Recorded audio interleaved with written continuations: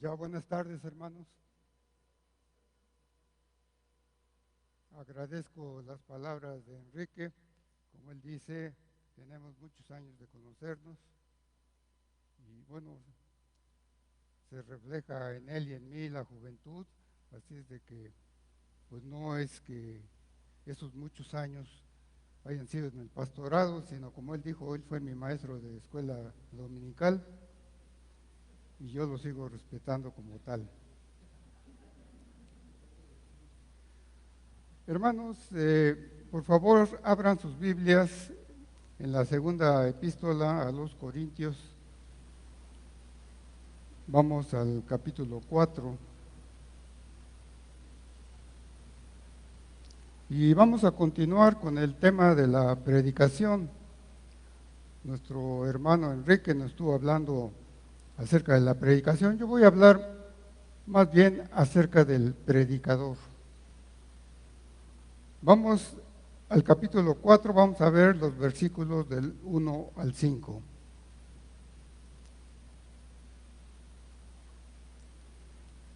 El Seminario Bíblico Palabra de Gracia tiene como misión el preparar líderes para predicar expositivamente la palabra de Dios. Este es el lema del seminario. Pero si meditamos seriamente en este lema, deberíamos reflexionar cómo es posible que personas caídas como somos todos nosotros, podemos ser portavoces de un ser que es infinitamente santo. Deberíamos sentirnos como Isaías ahí en el capítulo 6, cuando nosotros vamos a predicar un mensaje que sabemos que es la palabra de Dios, y decir como él: ¡ay, que soy muerto, porque soy de labios inmundos! O quizá como Martín Lutero, cuando él era un sacerdote católico, que en el sacrificio de la misa, él decía que en sus manos tenía el cuerpo de Cristo, y él se preguntaba: ¿cómo es posible que mis manos, que están llenas de pecado, puedan estar tocando a un cuerpo que es tan santísimo como el cuerpo de Cristo? Así deberíamos sentirnos todos cuando tomamos la Biblia y empezamos a hablar en un estudio, en un púlpito, en una predicación, y decimos: esta es la palabra de Dios. ¿Cómo puede estar una palabra santa en unos labios inmundos como los nuestros? En este pasaje veremos el ejemplo del apóstol Pablo de cómo podemos llevar a cabo esa misión que en el papel parecía muy atrevido de parte de nosotros llevarlo a cabo. Es necesario, hermanos, en primer lugar, que nos despojemos a nosotros mismos y en humildad renunciemos a cualquier habilidad que nosotros pensemos que llegamos a tener. Y depender únicamente de lo que Dios puede hacer cuando nosotros estamos en ese lugar, que Él pueda hacer en estos vasos de barro tan indignos como lo somos nosotros. Y si realmente nosotros estamos dispuestos a despojarnos de todo aquello que consideremos como virtudes naturales que lleguemos a tener, entonces nosotros deberíamos ser transparentes en nuestras intenciones. Y si vamos a ser transparentes, debemos dejar que todos vean la realidad de nuestra vida. Y es necesario entonces que nos presentemos en humildad ante el Señor y también ante las personas a las que les vamos a compartir un mensaje de Dios. Y cuando estoy hablando de transparencia, es obvio, hermanos, que solamente cuando nosotros podemos tener una vida en santidad, es cuando será más fácil que seamos transparentes. Porque si no tenemos nada que esconder, no tenemos por qué no permitir que los demás vean y juzguen nuestra vida.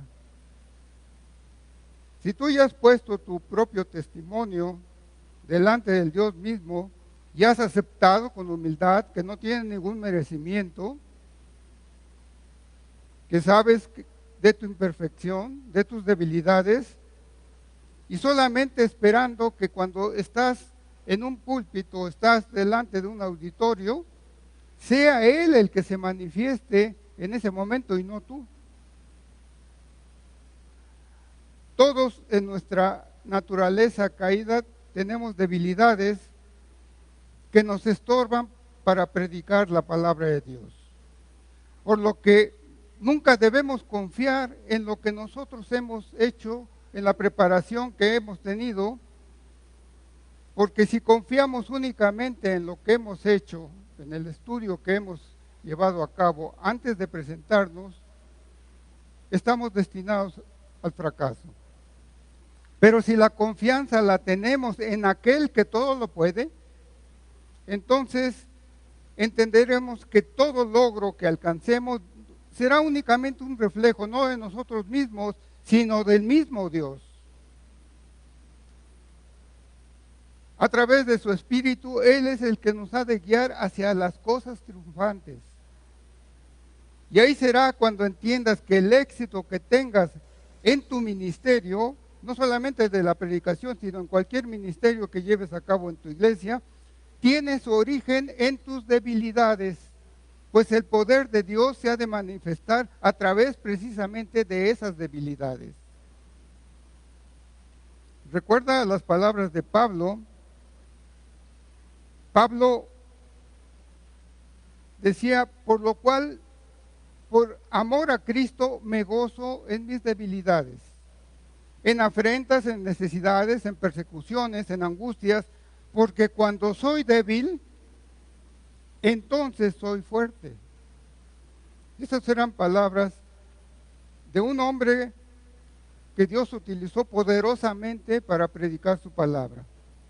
Hermanos, es evidente que la fuente del poder que tiene un predicador para tener éxito está fuera de nosotros.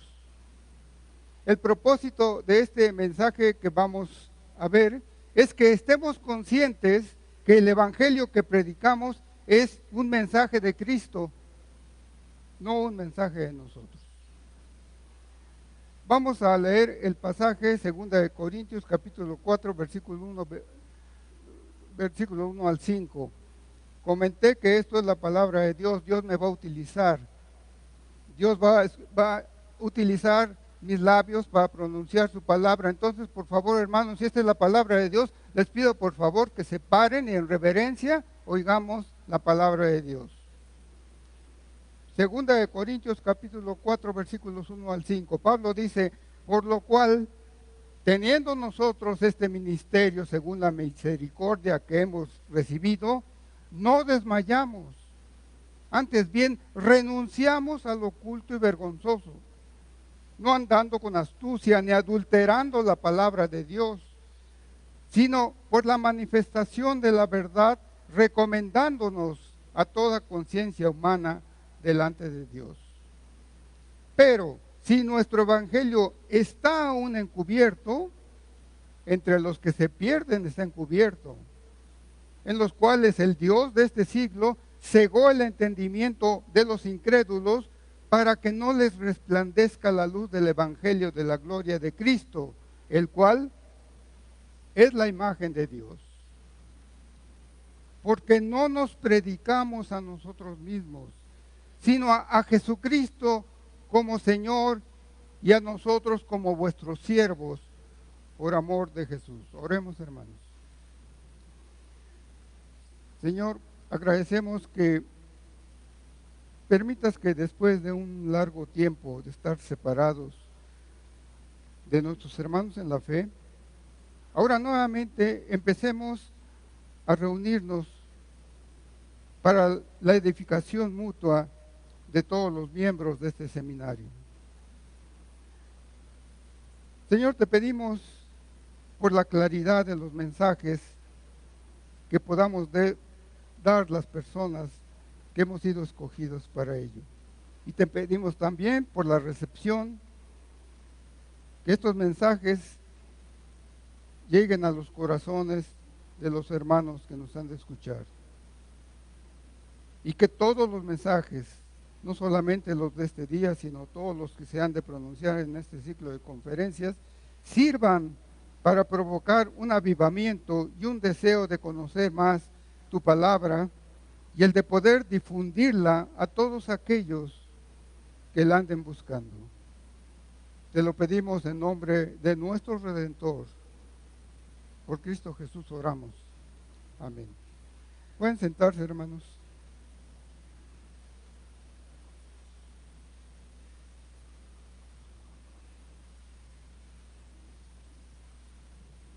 Pablo nos hace ver en este mensaje 3 características que no debemos perder de vista cuando nosotros queremos predicar el Evangelio.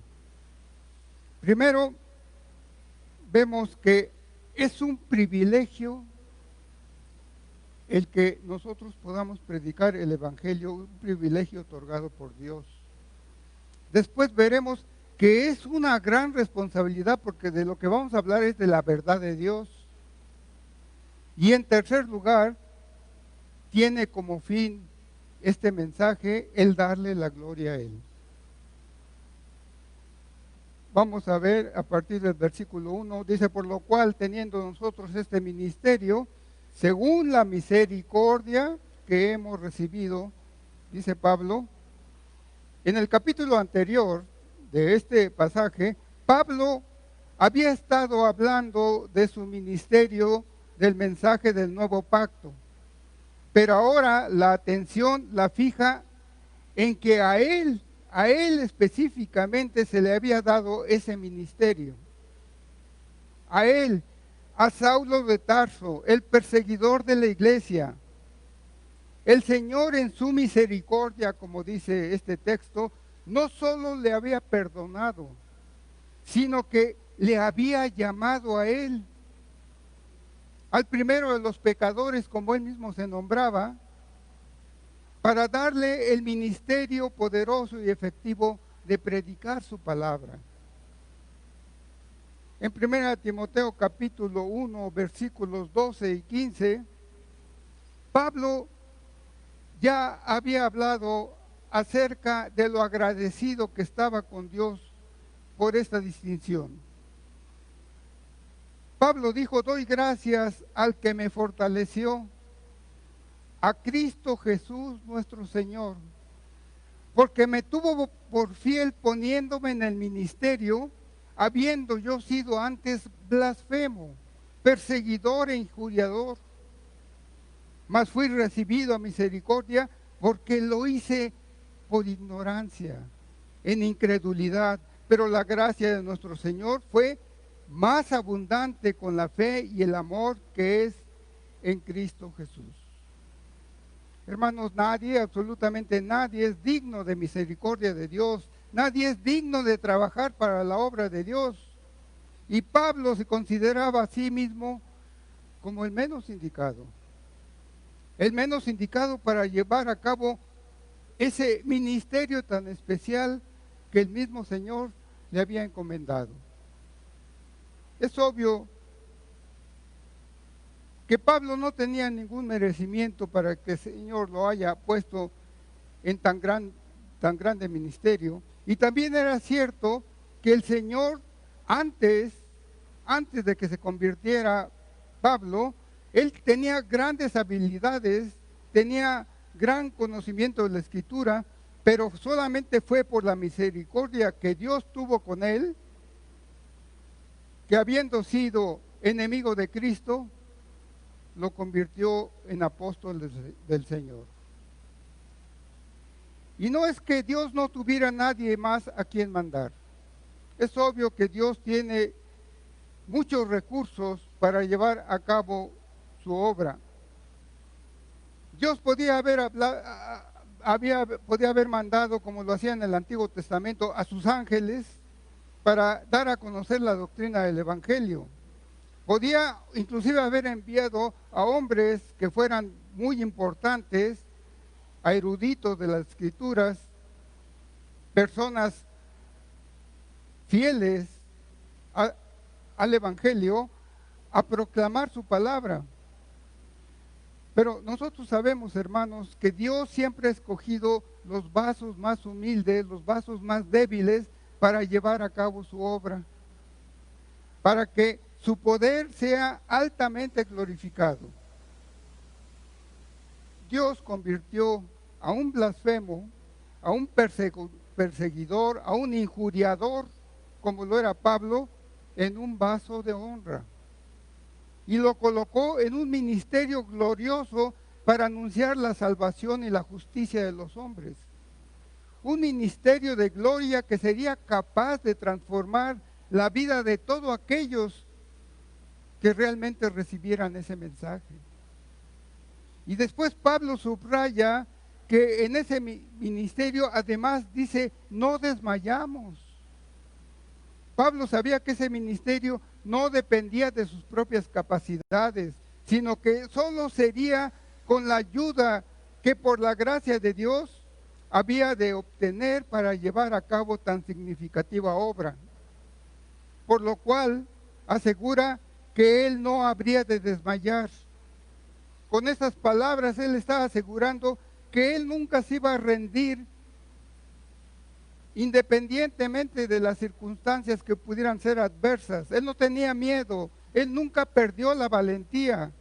El apóstol no se estaba refiriendo a un abatimiento físico, sino él hablaba de un posible abatimiento espiritual que lo pudiera desanimar de continuar en el ministerio que únicamente por misericordia de Dios le habían conferido. Así que como el mismo Pablo lo dijo también en el libro de Romanos, en el capítulo 1, versículos 15 y 16, él estaba pronto para anunciar el Evangelio porque dijo, recuérdenlo, no me avergüenzo del Evangelio porque era poder de él. Dice claramente porque es poder de Dios para salvación a todo aquel que cree. Era la confianza que el apóstol tenía en Dios lo que lo hacía realmente competente. Pese a todas las dificultades y tribulaciones que Pablo había tenido que pasar como mensajero de Jesucristo, no estaba descorazonado. Pablo sabía que era precisamente Dios el que le estaba dando esa fortaleza, ese coraje, esa valentía para superar cualquier ataque, ya fuera físico, verbal o de la forma que fuera. Él todo eso lo podía soportar. Aunque las cosas no siempre iban bien, aún así, si sus enemigos trataban de destruir el ministerio que él estaba llevando a cabo, él no tenía por qué desanimarse, porque sabía que el Evangelio finalmente iba a triunfar. Iba a triunfar no por lo que él estaba predicando, sino porque sencillamente era la obra de Dios, no era la obra de él. Y sabía que la obra de Dios es indestructible. La obra de Dios, su propósito siempre se ha de cumplir. La obra de Dios nunca se interrumpe. El Evangelio que estamos predicando ha de continuar a pesar de todas las dificultades que nos ponga el mundo inconverso. La fortaleza que tenemos detrás de nosotros, hermanos, es el poder de Dios para que nosotros podamos continuar en la lucha, pero además no debemos perder de vista que predicar el Evangelio de Cristo es una gran responsabilidad simplemente porque es su verdad. Y esta es la segunda parte del mensaje. Dice allí en el versículo 2, antes bien, dice Pablo, renunciamos al oculto y vergonzoso, no andando con astucia ni adulterando la palabra de Dios. El poder del Evangelio está simplemente en que es la palabra de Dios. No es la palabra del hombre, no era la palabra de Pablo, pero sus enemigos le estaban acusando de que él estaba adulterando la palabra. Es indudable que cuando Pablo nos está diciendo estas cosas, es debido a las acusaciones que estaba teniendo de los falsos maestros que constantemente lo estaban atacando. Se le acusaba de cambiar la palabra de Dios, quizá porque según ellos, a los gentiles que se estaban convirtiendo, ya no tenían la obligación de seguir los ritos del judaísmo, porque Pablo ya los había librado de esas obligaciones. Lo acusaban también de que en su predicación falseaba la palabra revelada de Dios, insinuaban que había diluido las exigencias de la ley de Moisés en referencia a los gentiles. En el capítulo 21, versículo 21 del libro de los Hechos, se comenta de lo que acusaban a Pablo. En ese pasaje ellos decían: se les ha informado en cuanto a ti que enseñas a todos los judíos que están entre los gentiles a apostatar de Moisés, diciéndoles que no circunciden a sus hijos ni observen las costumbres. Aunque esto era en parte verdad, no significaba que Pablo estuviera apostatando de Dios. Pablo responde a estas acusaciones. No era que estuviera apostatando de Dios, dijo, antes bien, renunciando a lo oculto y vergonzoso, no andando con astucia ni adulterando la palabra de Dios. Así es como andaba Pablo. Aquí el apóstol empieza a hablar de su propia conducta. Él y sus colaboradores habían renunciado de una vez por todas a todo lo vergonzoso, a lo oculto que los demás no podían ver, es decir, a los pensamientos internos, a lo que había en el corazón de Pablo, que los demás no lo podían conocer, pero él estaba renunciando ya a todo aquello. Y esto lo dijo claramente ahí en el libro de Filipenses, en el capítulo 3, en los versículos 7 y 8, él en su vida anterior, como lo mencioné, había conseguido muchos méritos terrenales, pero ahora él estaba renunciando a todo aquello. Ahora trabajaba solo con el consejo de Dios, rechazando aquello que antes le había parecido a él en su vida tan importante. En este pasaje Pablo dijo, por cuantas cosas eran para mí ganancia, las he estimado como pérdida por amor de Cristo. Y ciertamente aún estimo todas las cosas como pérdida por la excelencia del conocimiento de Cristo Jesús, mi Señor, por amor del cual lo he perdido todo y lo tengo por basura para ganar a Cristo. Todos esos méritos que los mismos judíos le habían reconocido a él, ahora en el ministerio que por la gracia de Cristo estaba llevando a cabo, no le servían para nada a Pablo. Y por eso ahora renunciaba a todo aquello que incluso estaba considerando como que había sido algo oculto y vergonzoso. Pablo tomó la decisión de no usar tales medios para el ministerio que el Señor le había llamado, simplemente porque ya no los necesitaba. Tampoco, dice Pablo, andaba con astucia.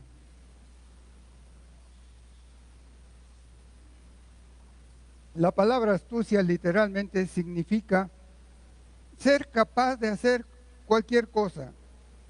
Pero la astucia no era una característica de la conducta de Pablo, ni tampoco de sus colegas, porque ambos se estaban esforzando por ser transparentes, ser honrados, ser íntegros, haciendo solo lo que Dios en su soberanía les había indicado.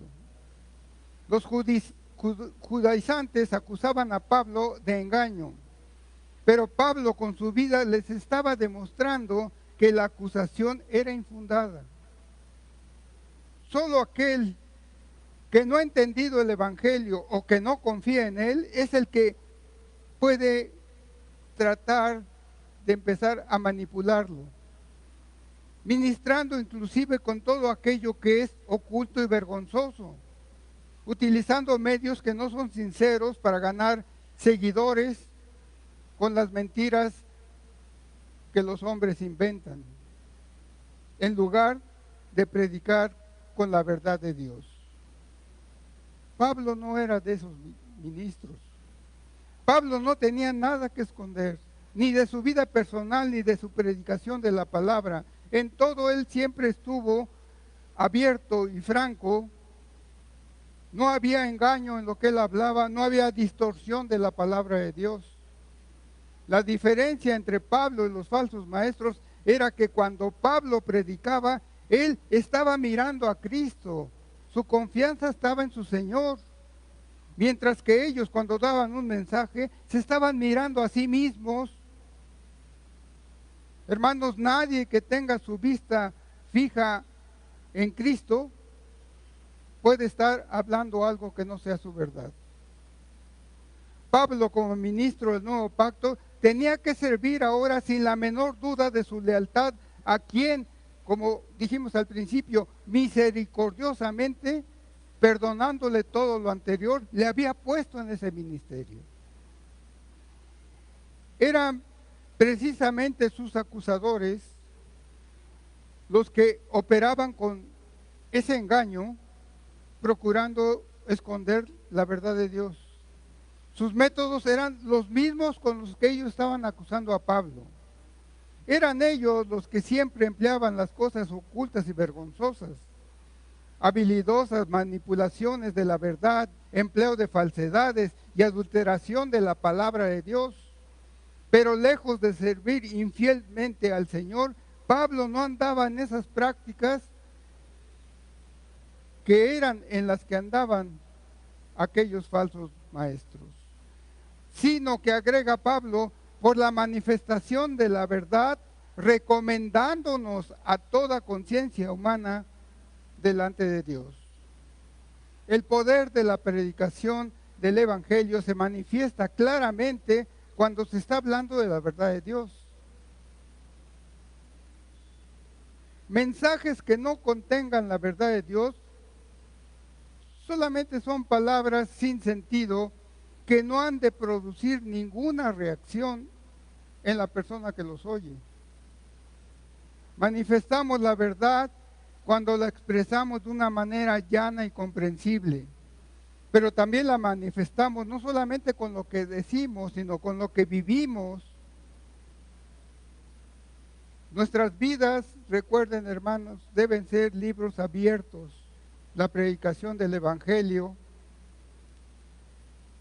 visto en la práctica delante de aquellas personas que hayan escuchado nuestras palabras.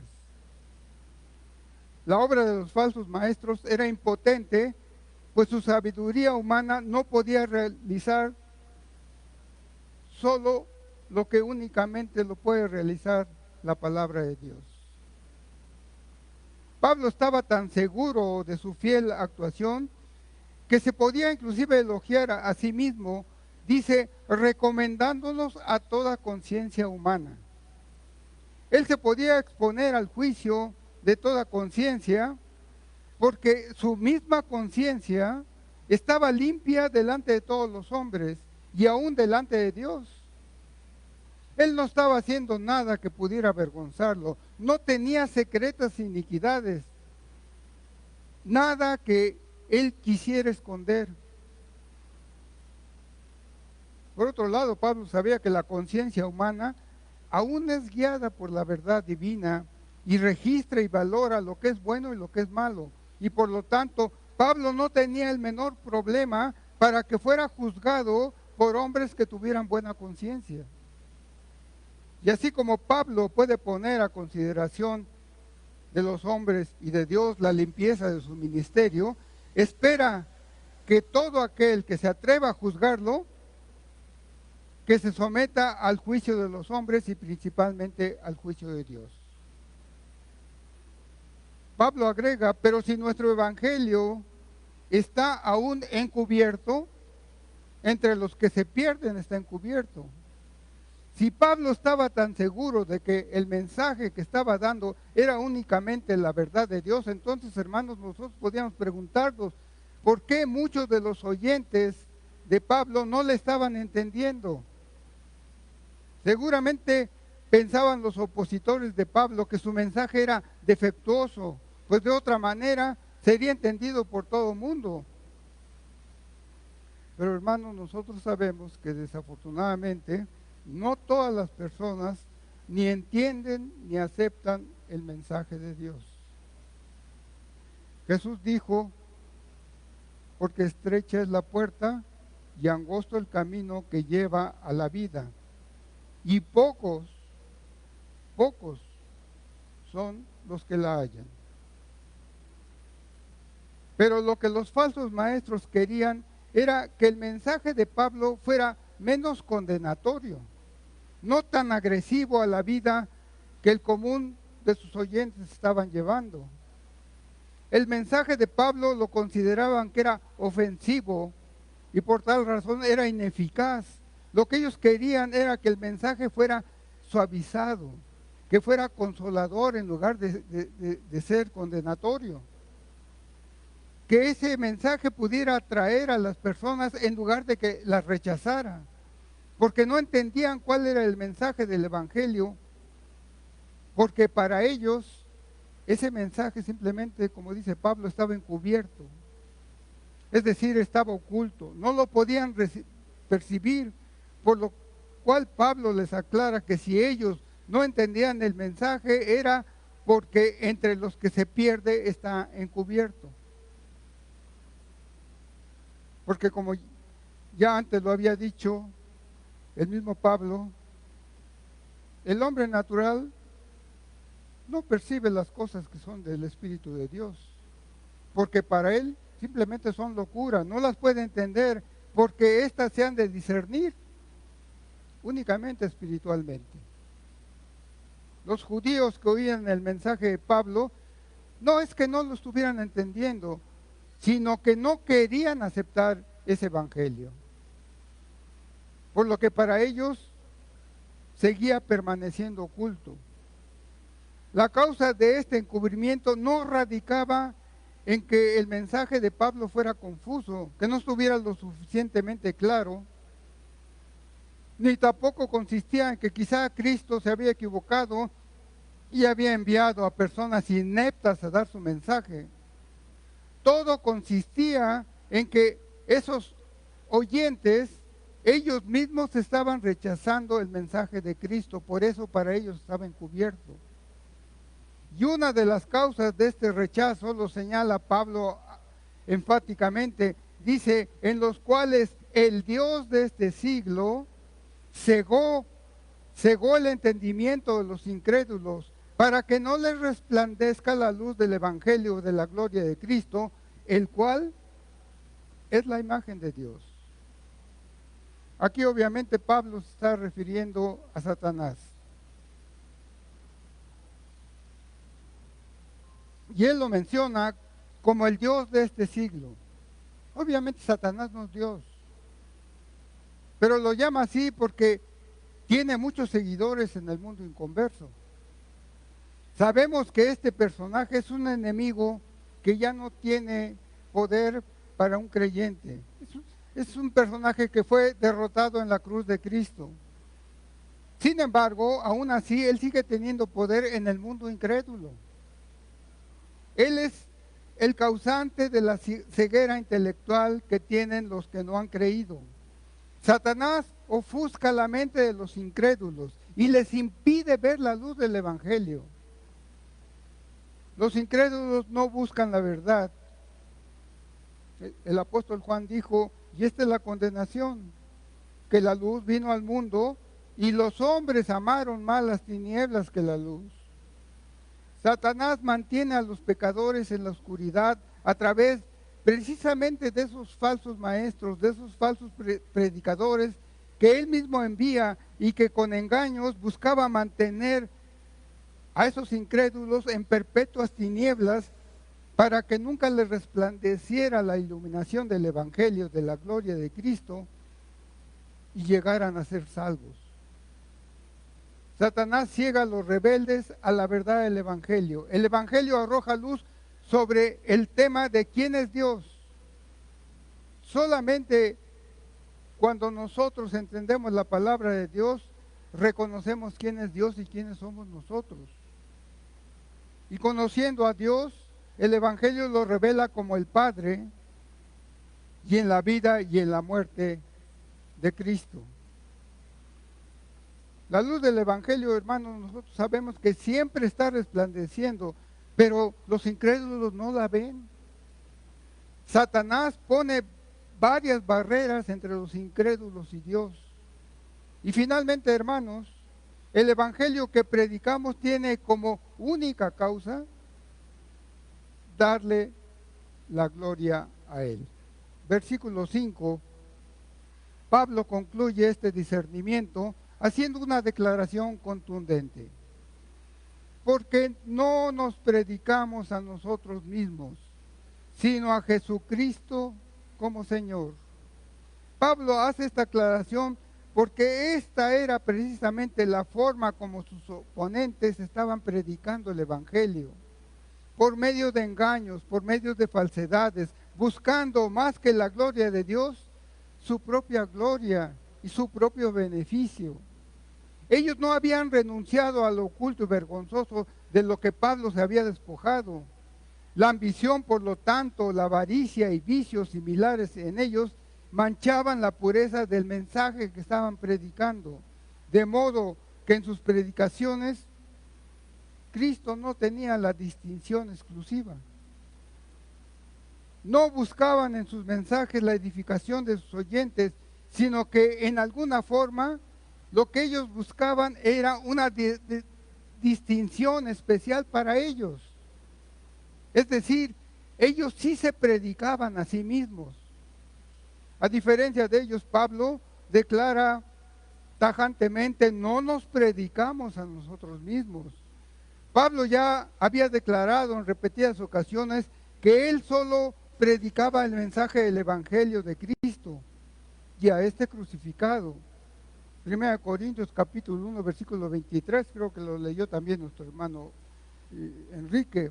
Nosotros predicamos a Cristo crucificado, para los judíos ciertamente tropezadero y para los gentiles locura. Contrario a lo que los acusadores de Pablo sugerían, el apóstol trabajaba para avanzar la causa de Cristo y no para sus propios intereses, como hacían los falsos maestros. Él anunciaba en sus mensajes solo a Jesús como el Cristo crucificado, como el Señor resucitado.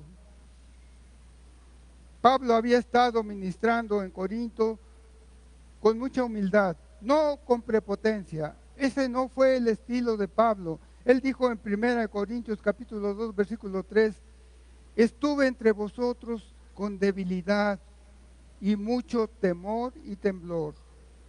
Pablo nunca se exaltó a sí mismo en su ministerio, confió no en él, sino en el poder que estaba atrás de él, en el poder de Cristo. Pablo nunca trató de predicarse a sí mismo, conocía de sus deficiencias, él temía a Dios. Él dijo, de mí mismo nada me gloriaré, sino en mis debilidades. En lugar de ser arrogante por tener ese privilegio de ser el mensajero del mismo Dios, un gran privilegio obviamente, Pablo proclamaba a Cristo como su Señor y a Él como su siervo. Pablo siempre exaltó a Jesús como su Señor, como su dueño, como su amo. Y la prueba definitiva de la lealtad de Pablo a Cristo fue la disposición que tuvo siempre de someterse a su autoridad. La confesión fundamental de todos los cristianos, hermanos, es declarar que Jesucristo es el Señor. Y cuando un creyente hace tal confesión por fe, está afirmando directamente que le pertenecemos, que Él es nuestro dueño. Y esto fue precisamente lo que expresó Pablo a través de esa obediencia incondicional a la voluntad de Dios. El apóstol, al predicar a Jesús como su Señor, automáticamente entendemos que también se presentaba a sí mismo como su siervo. Si Cristo era su Señor, Él era su siervo. Pero no solamente dice que era siervo de su Señor, sino también era siervo del pueblo del Señor. Él declaró a la iglesia de Corinto al final de este pasaje: nos predicamos a nosotros como vuestros siervos por amor de Jesús. En la predicación de Pablo hace evidente que el servicio a su Señor incluía el servicio a los demás siervos. El siervo del Señor, con todo lo que esto tiene de dignidad, no quiere decir que por eso sea el Señor de la iglesia.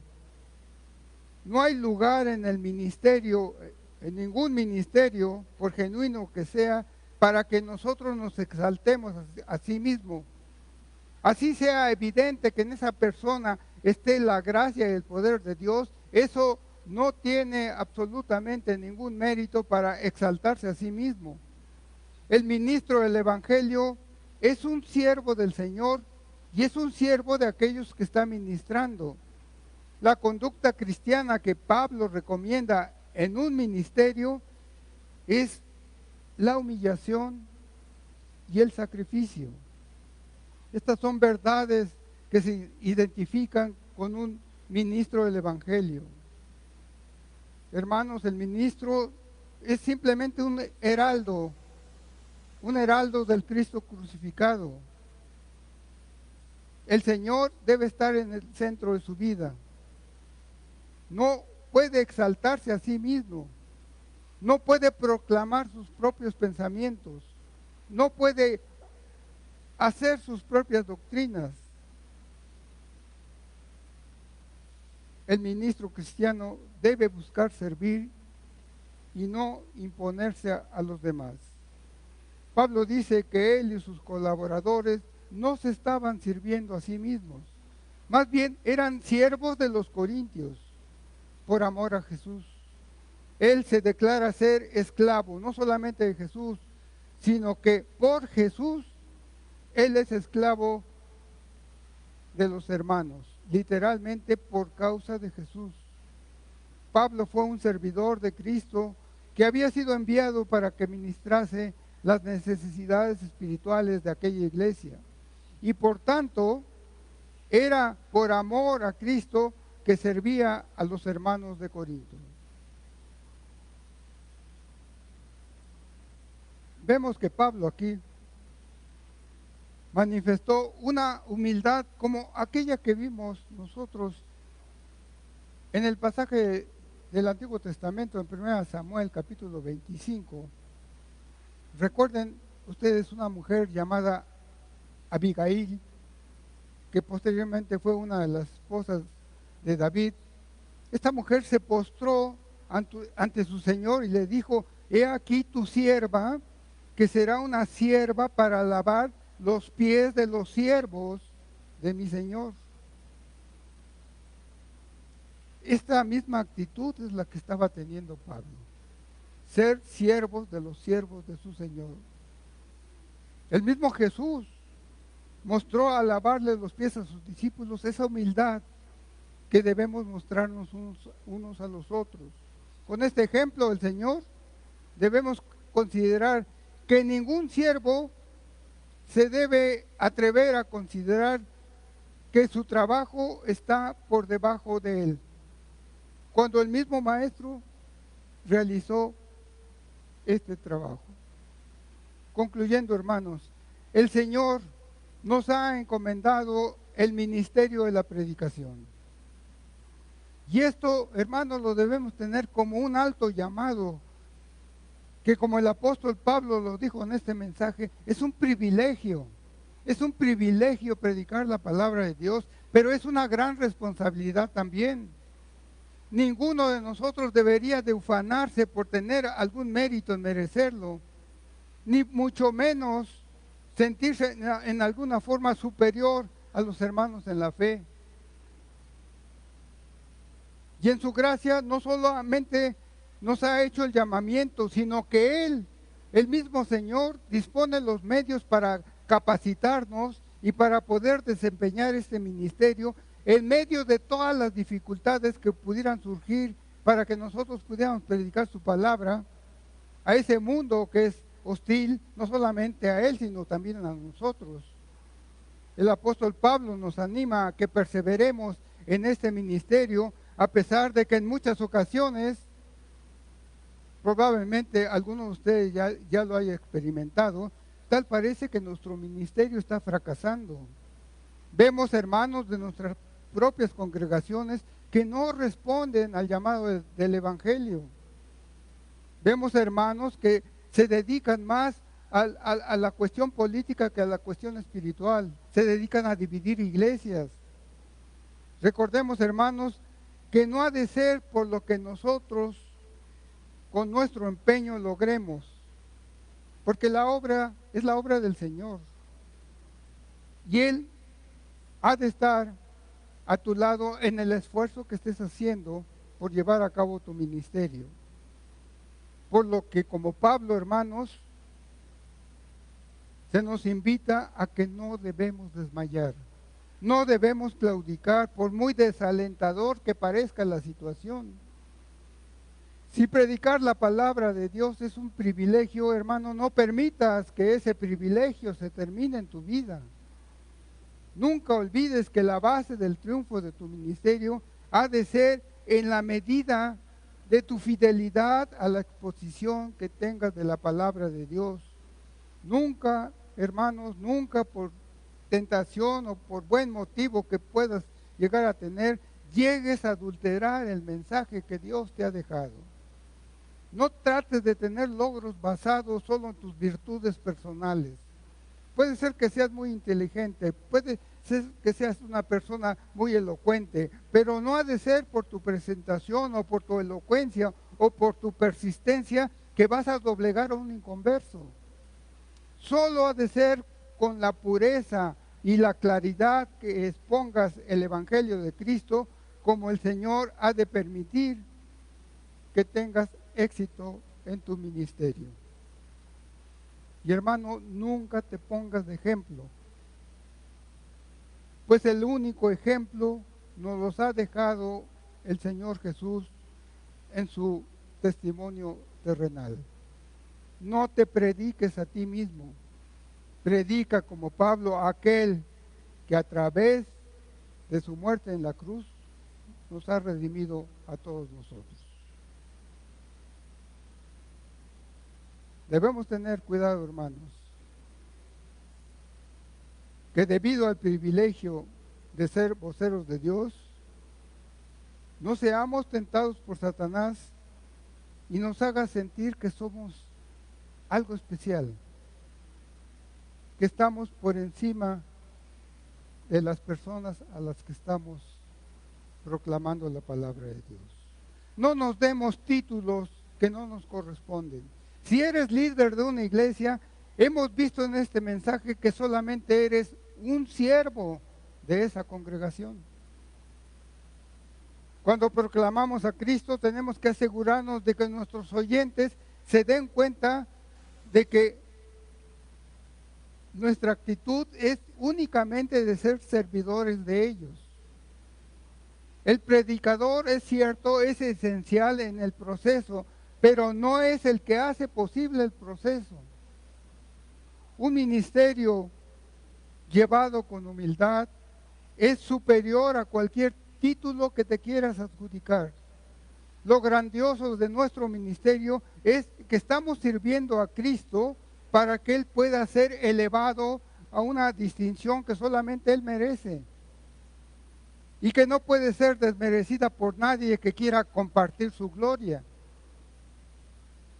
Nunca pierdas de vista, hermano, que el evangelio que predicamos ha de ser para exaltar la figura de Cristo y no la de nadie más.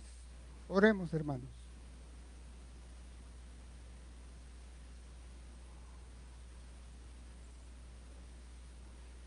Señor, te pedimos en este día por todos los hombres que tú levantas y nos das el privilegio del ministerio de la predicación de tu palabra.